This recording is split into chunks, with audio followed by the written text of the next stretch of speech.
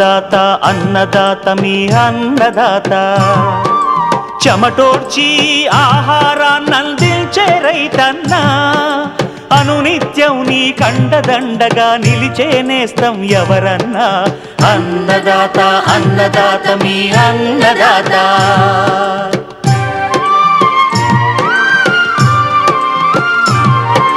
నూతన రీతుల సాగుబడికి నూరింతలు పెరిగే దిగుబడికి సూచనలిచ్చే సస్య రక్షణకు పశు పోషణకి శాస్త్ర విజ్ఞానం అందించి ముందుకు నడిపే తెలుగు రైతు భారతదేశానికి మకుటం అయ్యేలా తీర్చిదిద్దే ఆశయంతో మిమ్ము మేలు కొలిపేది అన్నదాత అన్నదాత అన్నదాత మీ అన్నదాత అన్నదాత అన్నదాత మీ అన్నదాత.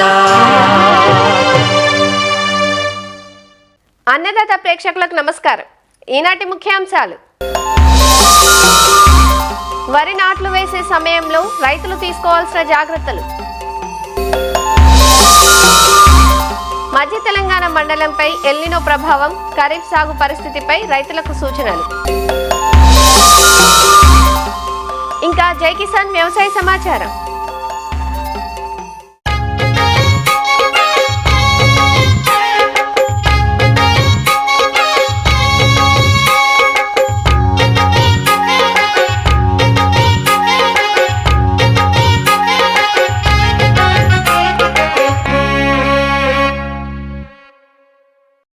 ఆగస్టు మొదటి వారానికి వచ్చేసాం. నిన్న మొన్నటి వరకు ఎల్నినో ప్రభావంతో చుక్క వర్షం లేదు. కానీ గత వారంలో మాత్రం ఒక్కసారిగా అధిక వర్షాలు, కొన్ని చోట్ల వరదలు కూడా వచ్చాయి. ఈ వర్షాలను ఉపయోగించుకొని చాలామంది రైతులు వరి నాట్లు వేస్తున్నారు.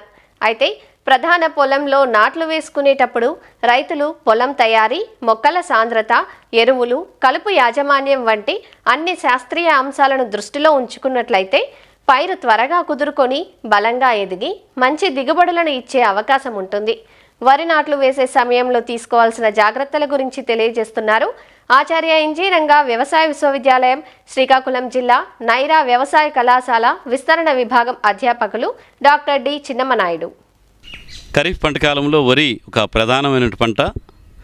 రకరకాల పద్ధతుల్లో సాగు చేయడం అనేది జరుగుతుంది. నాట్లు వేసే వరిలో కూడా మంచి దిగుబడులు కనుక సాధించాలంటే కొన్ని ముఖ్యమైనటువంటి కీలక యాజమాన్య పద్ధతులు అంటారు. అది తప్పనిసరిగా రైతు సోదరులు పాటించాలి. రైతులు ఏంటంటే తప్పనిసరిగా పచ్చిరొట్ట పంట వేయడం అనేది అలవాటు చేసుకోవాలి. కాబట్టి భూమికి సేంద్రీయ కర్బనం ఎప్పుడైతే బాగా ఉంటుందో మనం పైపాటుకు ఇచ్చిన పోషకాలన్నీ కూడా బాగా ఉపయోగించుకోవడానికి ఆస్కారం ఉంటుంది. అదేవిధంగా సూక్ష్మ పోషకాలు కూడా లోపాలు తగ్గుతాయి. 20 నుంచి 25% ఈ ఏవైతే రసాయన ఎరువులు యూరియా, పొటాషు, డిఏపి ఉంటుందో అవి తగ్గించుకోవడానికి ఆస్కారం ఉంటుంది. తద్వారా వెన్నులు మంచి వస్తాయి, గింజలు బాగా నిండుతాయి. ఇక నాట్లు వేసేటప్పుడు కూడా జాగ్రత్త ఏంటంటే ఇప్పుడు అంతా కూడా కూలీలను పెట్టి వేయిస్తున్నాం. కూలీలకు ఇచ్చేటప్పుడు ఏంటంటే మీరు ఎంత నారు ఇచ్చినా కానీ వాళ్ళు ఎకరానికి సర్దిస్తున్నారు. చదరపు మీటర్కి కావాల్సిన మొక్కల సాంద్రత 30 నుంచి 35 ఉండేటట్టు చూసుకోవటం, కుదిరికి 2 నుంచి 3 మొనలు మాత్రమే వేసేటట్టు, అదేవిధంగా పైన నాట్లు వేసేటట్టు చూసుకోవటం కూలీలకి మీరు ఎప్పటికప్పుడు జాగ్రత్త పరుస్తున్నారు. ఇకపోతే ఎరువుల యాజమాన్యంలో భాగంగా ఏంటంటే తప్పనిసరిగా భాస్వరం ఎరువు చివరి దమ్ములోనే మనం వేసేయటం. అదేవిధంగా కొన్ని ప్రాంతాల్లో జింకు లోపం వచ్చేటువంటి ప్రాంతాలు ఉంటాయి. కాబట్టి చివరి దమ్ములోనే మనకు జింక్ సల్ఫేట్ కూడా ఎకరానికి 25 కేజీల వరకు కూడా వేసుకోవాలి. అంటే మీరేమైనా డిఏపి ఎరువు కానీ సింగిల్ సూపర్ ఫాస్ఫేటు దాంతోపాటు జింక్ కూడా వేయాలనుకుంటే రెండింటికి కనీసం 2 నుంచి 3 రోజులు సమయం ఉండాలి. ముందు జింక్ వేసేయండి, తర్వాత దమ్ము చేయండి, చివరికి ఒక 2-3 రోజుల తర్వాత డిఏపి కానీ సింగిల్ సూపర్ ఫాస్ఫేట్ వేసి నాట్లు వేసుకుంటే మనకి భాస్వరం కూడా సక్రమంగా అందడానికి ఆస్కారం ఉంటుంది. యూరియా 3 దఫాలుగా వేసుకోవడం, అంటే చివరి దమ్ములో ఒకసారి, మరి పిలక దశలో ఒకసారి, చిరుపొట్ట దశలో ఒకసారి. పొటాషియం కూడా 2 దఫాలు, ఒకటి చివరి దమ్ములో సగం, చిరుపొట్ట దశలో తప్పనిసరిగా ఈ పొటాష్ ఎరువును తప్పనిసరిగా వేయాల్సిన అవసరం ఉంది. అదేవిధంగా ఈ పొలం తయారీ విషయంలో కూడా మనం చూస్తున్నది వీలైనంత వరకు దమ్ము చేసిన తర్వాత చదును చేయడం అనేది చేయాలి. ఈ చివరి దమ్ము చేసేటప్పుడు రోటావేటర్ సహాయంతో దమ్ము చేసుకోవాలి. దీనివల్ల పొలం చదునవుతుంది. మనం ఎంత నీరు పెట్టాలంటే అంత నీరు పెట్టవచ్చు. నాట్లు వేసేటప్పుడు కూడా నీరు తగ్గించుకొని పైన నాట్లు వేయడానికి ఆస్కారం ఉంటుంది. చదును బాగా చేసుకుంటే వరి పంటకు ఉపయోగపడుతుంది. మీరు రబీలో వేసిన పంటలు మొక్కజొన్న కానీ వేరుశనగ జీరో టిల్లి పద్ధతిలో వేసేటువంటి పంటలు ఏవైతే వేస్తారో వాటిలో కూడా నీటి యాజమాన్యం సక్రమంగా చేసుకోవడానికి ఆస్కారం ఉంటుంది. కాబట్టి పొలం తయారీ విషయంలో కూడా రైతులు జాగ్రత్తలు తీసుకోవాలి. ఇంకా కలుపు మనకి యాజమాన్యం నాట్లు వేసి దీంట్లో నాట్లు వేసిన తర్వాత 3 నుంచి 5 రోజుల్లో మనం ఈ ప్రిట్లాక్లోర్ అనేటువంటి మందుని 500 మిల్లీలీటర్లు 20 నుంచి 30 కేజీలు ఇసుకలో కలిపేసి పల్చగా నీరుంచి మనం చల్లుకుంటే సరిపోతుంది. ఇంకా చీడపీడల యాజమాన్యం నారు వేసేటప్పుడే విత్తన శుద్ధి చేసి వేయటం. అదేవిధంగా నాట్లు వేసేవారిలో తప్పనిసరిగా కాలిబాటలు ఉంచడం అనేది చేయాలి. ప్రతి 3 మీటర్లకి 40 సెంటీమీటర్ల కాలిబాటలు తప్పనిసరిగా ఉంచాలి. ఇలా ఉంచడం వల్ల ఏంటంటే చీడపీడల తాలూకు ఉధృతి తగ్గుతుంది.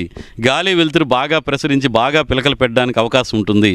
అదేవిధంగా ఎరువుల యాజమాన్యం చేసేటప్పుడు ఎరువులు సమానంగా జల్లడానికి ఆస్కారం ఉంటుంది. కాబట్టి మనకు తప్పనిసరిగా కాలిబాటలు అనేవి నాట్లు వేసిన వారం రోజుల్లోనే మూన తిరగకముందే కాలిబాటలు ఏర్పాటు చేయాలి. ఇక చీడపీడల యాజమాన్యంలో ప్రధానంగా మనకి అగ్గి తెగులు, పొడ తెగులు ఉంటుంది.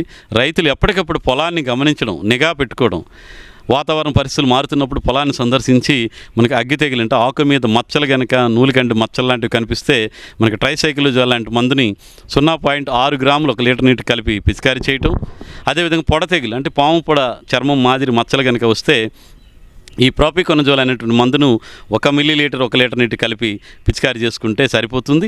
రైతులు ఏంటంటే ఈ చీడపీడల యాజమాన్యం కూడా ఒక దృష్టి పెట్టాలి. పొలాన్ని ఎప్పటికప్పుడు సందర్శించుకొని మనకి పీక పురుగు, ఆకుముడత వస్తూ ఉంటాయి.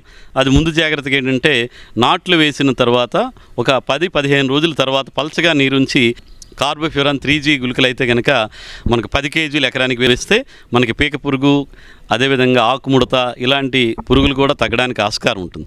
అదేవిధంగా సేంద్రియ ఎరువుల్లో భాగంగా ఇటీవల కాలంలో మనం జీవన ఎరువులు కూడా వరి పంటకి వేయాలని చెప్పేసి సూచించడం జరుగుతుంది. మనకి అజోస్పైరిల్లం ఒకటి, అది నత్రజని అందించేటువంటి ఎరువు. భూమిలో ఉండే భాస్వరాన్ని కరిగించి మొక్కకు అందించేటువంటిది పిఎస్బి అంటాం, ఫాస్ఫరస్ సాల్బులైజింగ్ బ్యాక్టీరియా. ఈ 2 జీవన ఎరువులు 500 మిల్లీలీటర్లు ఒక్కొక్కటి.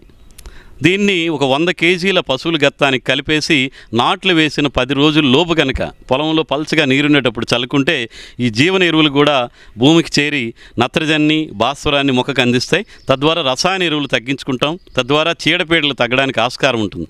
కాబట్టి రైతు సోదరులు సాగు ఖర్చులు తగ్గించుకొని నాట్లు వేసే వరిలో కూడా మంచి దిగుబడులు, నికరాదాయాన్ని తీసుకోవాలంటే ఇప్పుడు మనం చెప్పుకున్నటువంటి యాజమాన్య పద్ధతులు పాటించాల్సిందిగా రైతు సోదరుల్ని కోరుతున్నాను.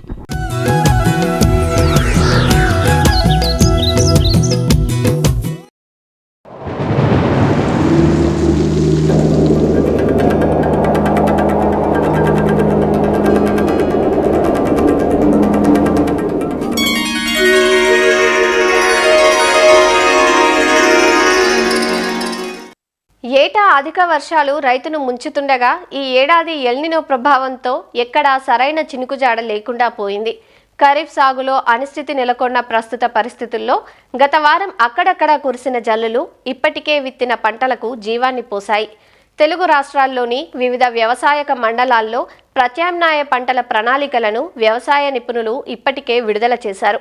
మధ్య తెలంగాణ మండలం క్రిందకొచ్చే సంగారెడ్డి, మెదక్, సిద్దిపేట, జనగాం, హన్మకొండ, వరంగల్, ములుగు, మహబూబాబాద్, జయశంకర్ భూపాలపల్లి, భద్రాద్రి కొత్తగూడెం, ఖమ్మం జిల్లాల్లో ఇప్పటికే విత్తిన పంటల సాగులో ఎలాంటి మెలకువలు ఆచరించాలి, ఆగస్టు, సెప్టెంబర్ మాసాల్లో ఎలాంటి పంటలను సాగుకు ఎంచుకోవాలి వంటి కీలక సూచనలు, సలహాలపై వరంగల్ ప్రాంతీయ వ్యవసాయ పరిశోధనా స్థానం సహ పరిశోధనా సంచాలకులు డాక్టర్ శ్రీధర్తో మా ప్రతినిధి లింగయ్య ముఖాముఖి ఇప్పుడు చూద్దాం.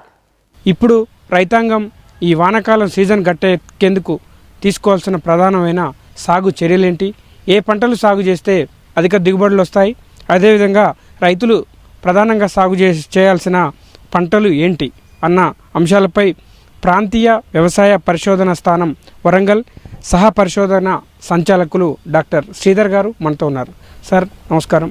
ప్రధానంగా ఈసారి ఎల్నినో ప్రభావం రాష్ట్ర రైతాంగాన్ని తీవ్ర ఆందోళనకు, ఆవేదనకు గురి చేస్తుంది. ఇప్పటికీ పచ్చని పంటలతో కలకలాడాల్సిన భూములన్నీ కూడా, వ్యవసాయ క్షేత్రాలన్నీ కూడా బీడు భూముల్ని తలపిస్తున్నాయి.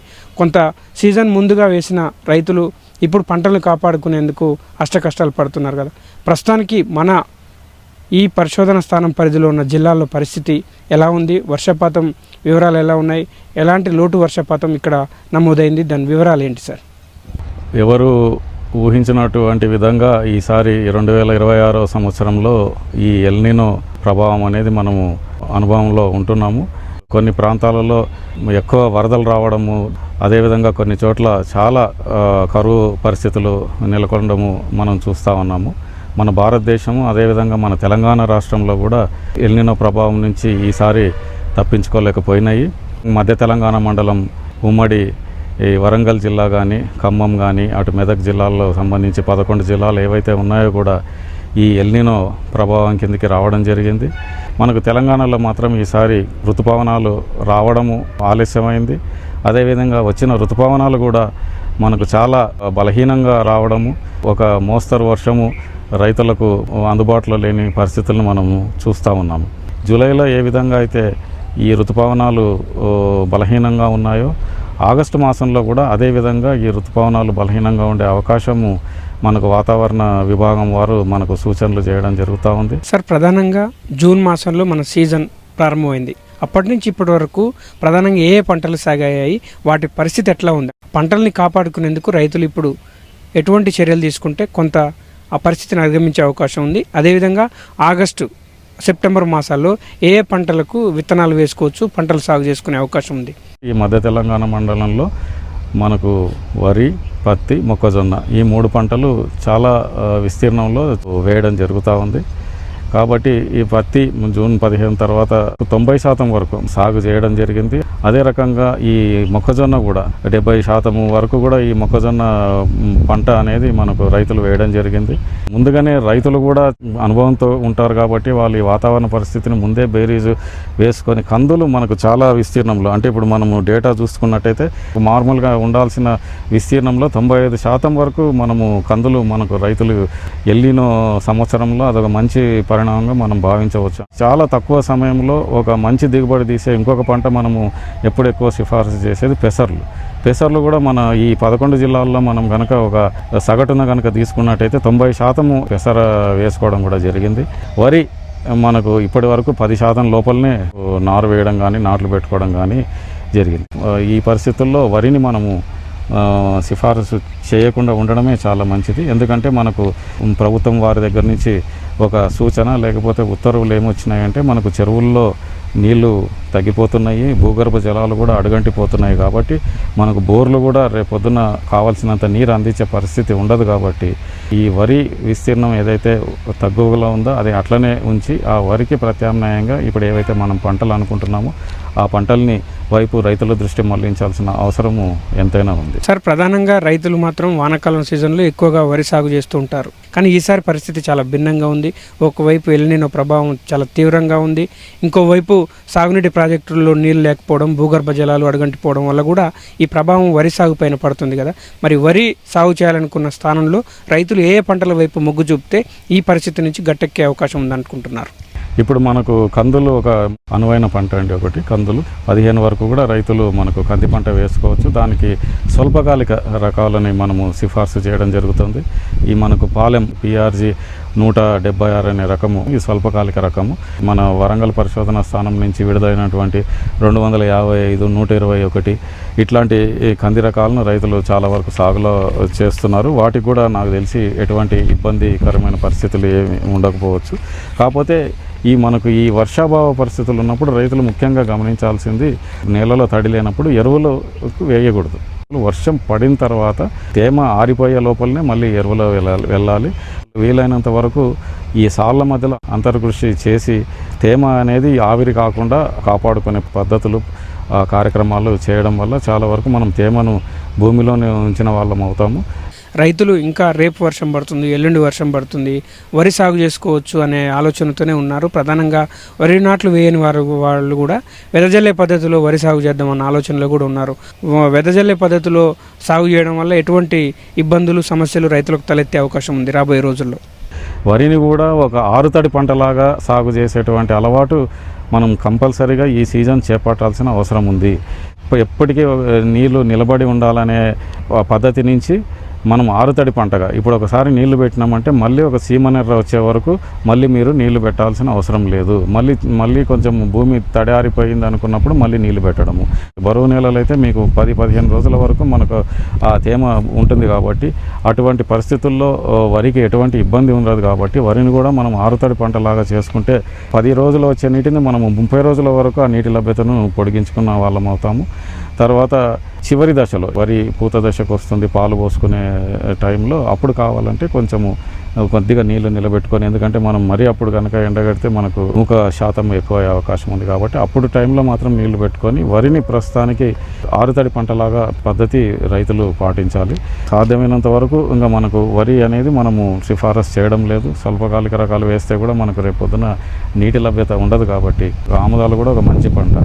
అదేవిధంగా మనకు నువ్వులు, అలసందలు, బొబ్బెర్లు, తర్వాత చిరుధాన్యాలు అంటాము, సజ్జలు, రాగులు, ఇట్లాంటి పంటలు మనకు ఆగస్టు 15 తర్వాత కూడా మనకు విత్తన లభ్యత మార్కెట్లో దొరుకుతుంది. అదేవిధంగా వ్యవసాయ పరిశోధనా స్థానాలు మనకి విత్తన లభ్యత అనేది ఉంది.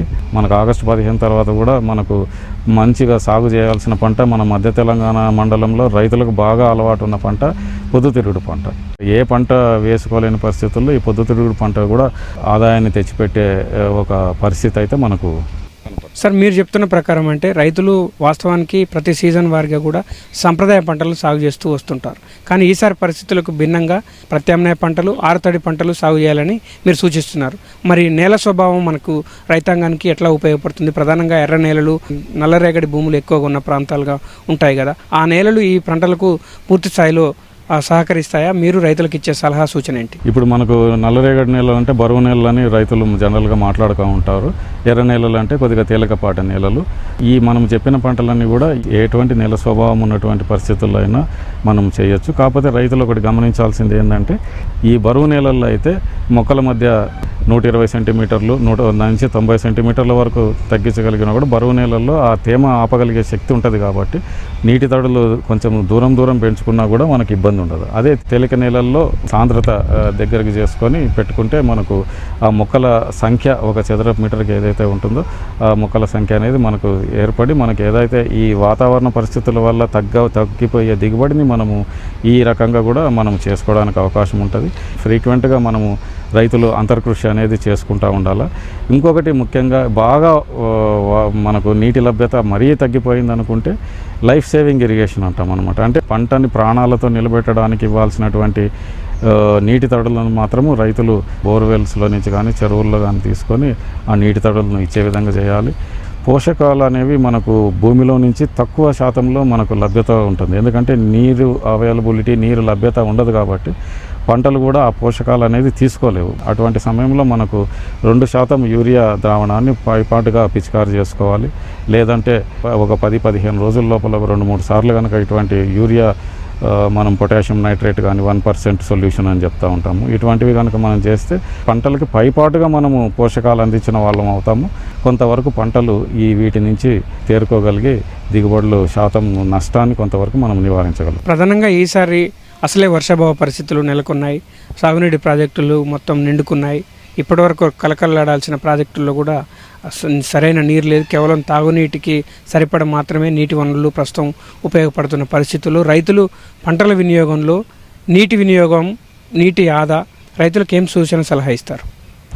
ఇప్పుడు నీటి వినియోగం గురించి మనందరికంటే బాగా ఎక్కువ తెలిసింది రైతులకేనండి. అసలు మీకు వర్షపాతం ద్వారా దొరికే నీరు మనకు ఈసారి లభ్యతలో ఉండదు.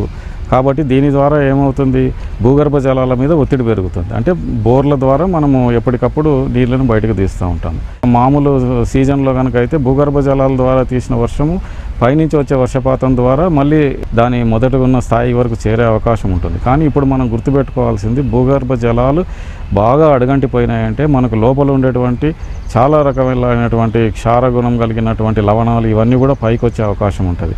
అవన్నీ పైకి వచ్చే అవకాశం ఉంటే ఈ భూములు బాగున్న భూములు కూడా సమస్యాత్మకమైన భూముల కింద తయారవుతాయి. తర్వాత నీటి యొక్క నాణ్యత కూడా తక్కువగా ఉంటుంది. కాబట్టి రైతులు అవసరమైన మేరకే వాళ్ళ నేల స్వభావాన్ని దృష్టిలో పెట్టుకొని, అది బరువు నేలనా తేలిక నేలనా దాన్ని పెట్టుకొని ఎప్పుడైతే మనకు నీటి అవసరమో తర్వాత పంట యొక్క స్టేజ్ని గమనిస్తూ ఉండాలి. పంట ఏ దశలో ఉంది, ఏ దశలో మనం పంటకు నీళ్లు పెట్టకపోతే నష్టం ఎక్కువ వాటిల్లుతుంది. ఇటువంటి అంశాలన్నీ ఎప్పటికప్పుడు బేరీజు వేసుకుంటూ నేల స్వభావాన్ని బట్టి నీటి తడులు ఇచ్చుకోవాలి.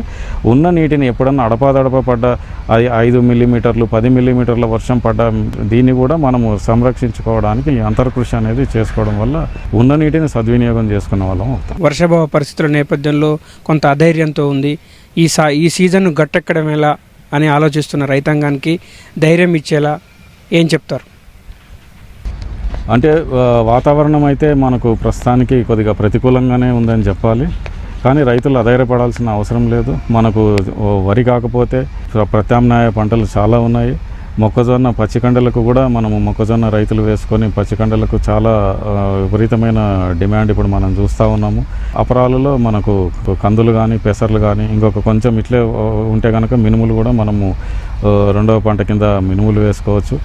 మనకు సీజన్ ఆలస్యం అయ్యే కొద్దీ మంచి నూనె గింజ పంటలు మనకి మార్కెట్లో రేటు కూడా స్థిరంగా ఉంటుంది. నువ్వులు కానీ అదే రకంగా పొద్దుతిరుగుడు పంటలు కానీ మనకు పంటలు తర్వాత చిరుధాన్యాలు సజ్జలు రాగులు ఇట్లాంటి పంటలు కూడా మనకు లభ్యంలో ఉన్నాయి. కాబట్టి నీటిని కానీ ఉన్న వనరుల్ని విచక్షణతోటి వాడుకొని ఈ సీజన్లో అందరూ జాగ్రత్తగా ఉంటారని ఆశిస్తున్నాను. ధన్యవాదాలు సార్.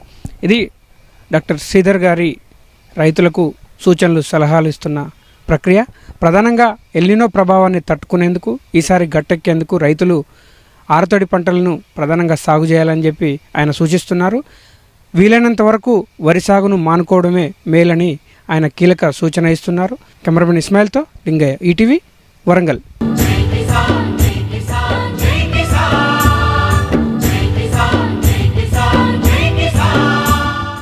వ్యవసాయ సమాచారం ఇప్పుడు జై కిసాన్లో చూద్దాం. వరి, పత్తి వంటి సంప్రదాయ పంటల సాగుకు భిన్నంగా కూరగాయల సాగు చేపట్టి మంచి ఆదాయాన్ని ఆర్జిస్తున్నాడు పెద్దపల్లి జిల్లాకు చెందిన రైతు ఆర్ఏ ఆనంద్. మంథని మండలం చిల్లపల్లి గ్రామానికి చెందిన ఆనంద్ తనకున్న 1 ఎకరం భూమితో పాటు మరో 3 ఎకరాలను కౌలుకు తీసుకుని కాలానుగుణంగా వివిధ రకాల కూరగాయలను ఆధునిక పద్ధతుల్లో డ్రిప్ మల్చింగ్ను ఏర్పాటు చేసుకుని పండిస్తున్నాడు.